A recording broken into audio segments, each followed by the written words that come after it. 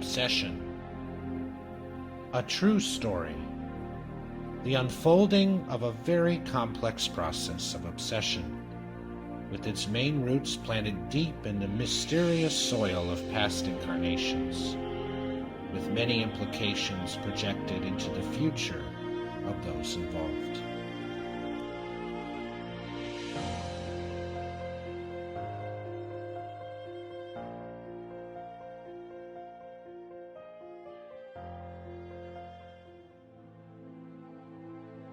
Well, hello again. Welcome, everyone, to our reading and discussion of the book Obsession.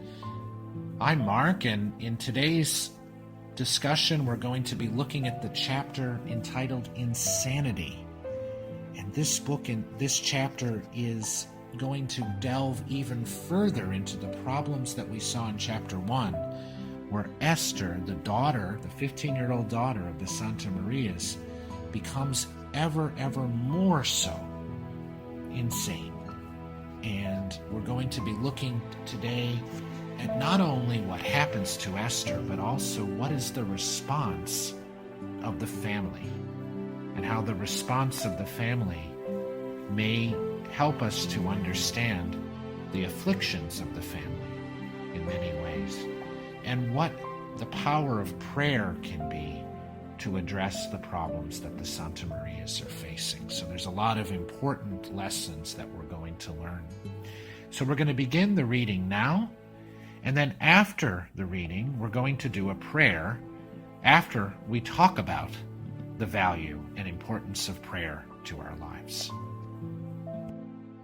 Chapter 2, Insanity. In the second case, corporeal subjugation, the spirit acts on the material organs and provokes involuntary movements. Medium's Book, Chapter 23, Item 240. In spite of occasional sunshine, the following day was hot and overcast. In Colonel Santa Maria's apartment, grief had taken a strong hold on everyone. Esther did not recover complete consciousness. From the extreme prostration the sedatives had imposed on her the night before, she emerged into a permanent state of crisis.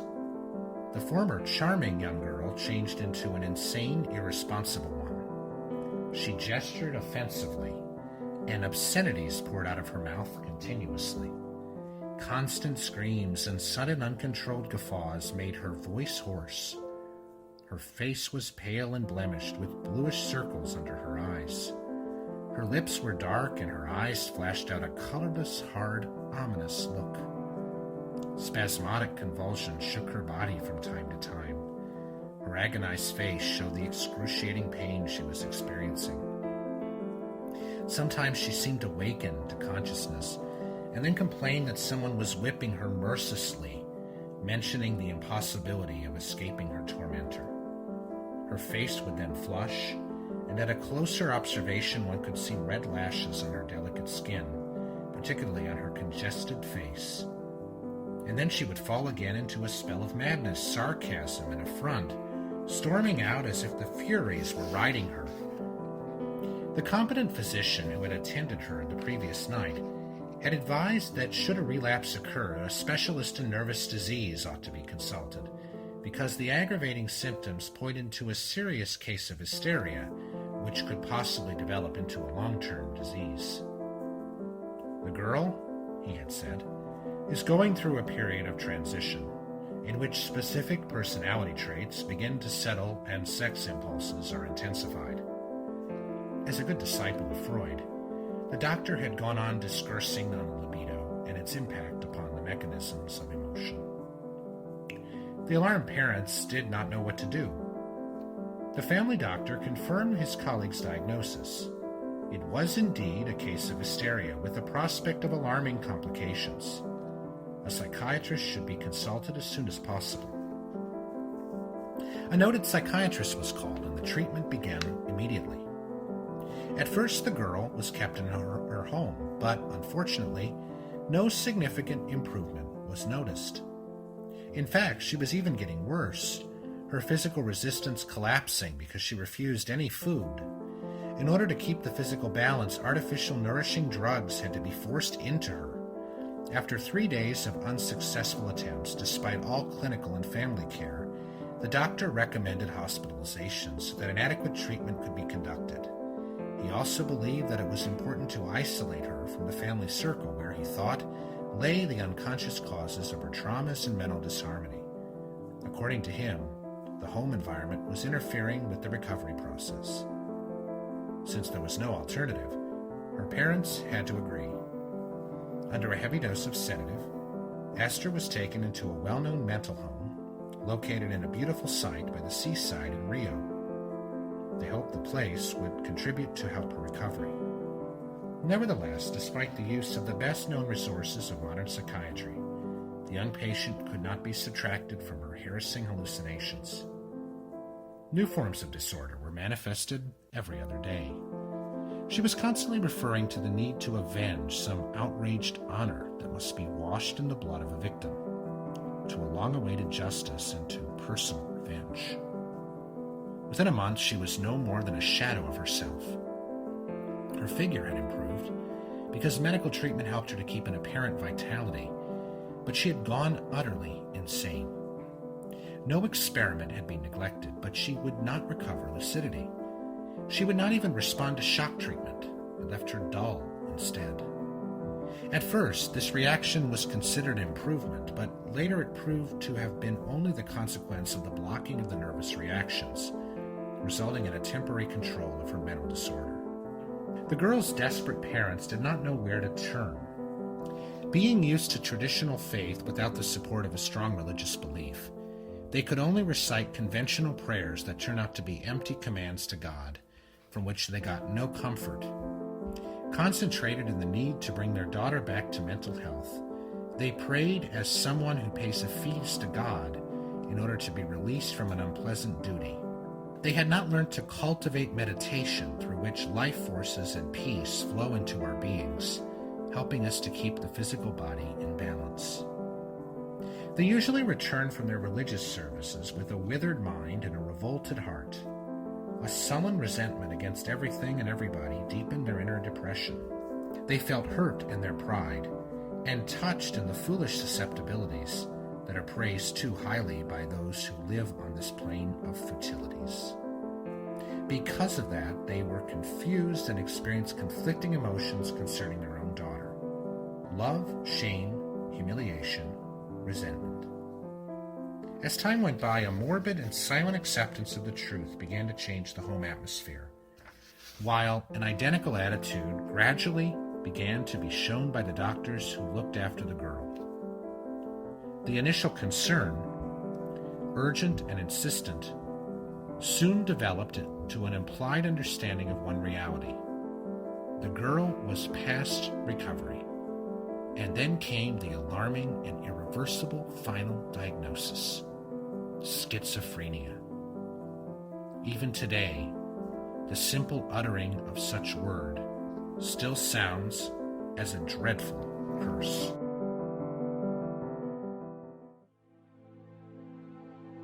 Well, this is a very interesting chapter, and one of the things we might take a look at here from the point of view of Spiritism is looking at the way in which the family interprets and responds to the problems that their daughter is facing. The daughter is facing a definite illness that is really affecting the way in which she is able to control her emotions, her mind, her thoughts, her body. She's losing control of basically herself. And we can see here the degree to which psychiatry at the time, and we can think about whether or not it's all that much different now in the era of modern psychiatric drugs, where there really isn't much difference. The focus of the treatment is just simply on giving the person control and blocking the mental reactions and saying, okay, this is happening, so let's find a way to stop it, right? But it's not thinking about the spiritual causes of the illness. and the fact that there may be very multi-dimensional spiritual causes that are underlying what we're seeing here. And we're seeing hints here in this chapter of some of the difficulties that the Santa Marias have with the spiritual aspects of life. Do you notice that the prayers that they're giving are very conventional ones, right? What we're seeing here is that God is like someone we pay a fee to, right? The colonel and his wife are seeing it as a prayer, as like a bargain, asking for God to basically help them, right?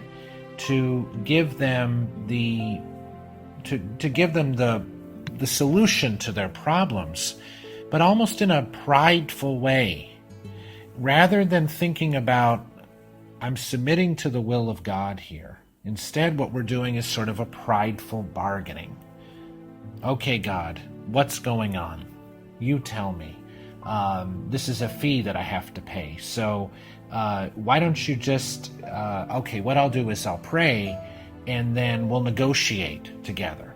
But we can't negotiate with God in that way. We can't be at the same level as God. God's not somebody that we can pay, or God isn't. We can't negotiate God's love. And you notice here, as a result of that, how confused and conflicted the Santa Marias feel. They feel love for their daughter, but they also feel shame, humiliation, resentment. They feel as if this pride is sort of imposing on themselves, and they feel as if things should be better and they're not, and as a result they get discouraged. And that's exactly what the Gospel according to Spiritism predicts will happen in chapter 27 if you have this prideful bargaining type relationship with God. And it's so important to look at that chapter 27. It's called Ask and It Shall Be Given, because in that chapter it talks about the importance of prayer and how prayer is the essential aspect of our life. I mean, it should be the ultimate end of our life is prayer, right? We should be thinking about how prayers should be part of our life. Every moment of every life we should be working to better ourselves, to become a better person, to be grateful for what we have. But the good spirits always say that God helps those who help themselves. But you can't just wait for outside assistance, the spirits say. You have to make an effort on your own. You have to work towards being a better person morally. Prayers can help us to guide, they say, our free will towards the good, and to guide our free will from any bad thoughts or bad tendencies which cause us harm. But what's important to realize is that they can't be formulaic.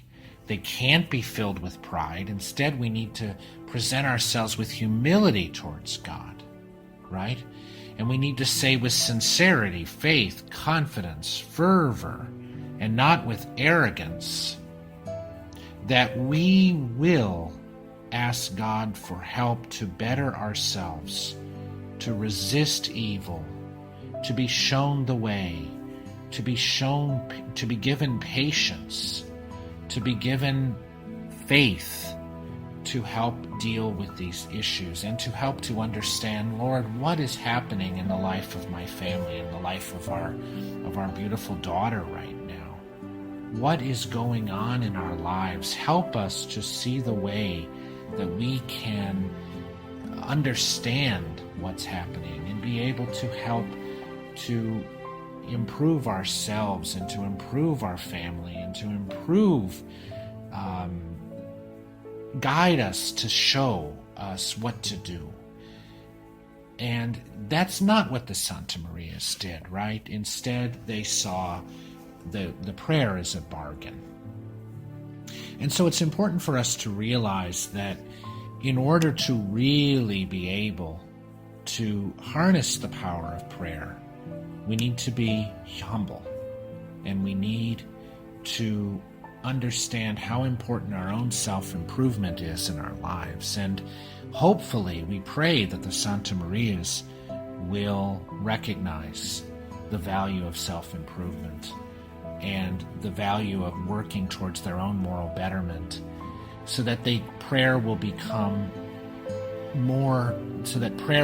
something that the good spirits, they will be able to connect to the good spirits through prayer and be able to be given direction and assistance through that. So right now, let's say a prayer for ourselves, because I think it's important for us to all realize how important the lesson is of this chapter, so we don't fall into the same trap when it comes to prayer. Dear God, thank you for the gift of prayer, for the gift of the connection that we have to you.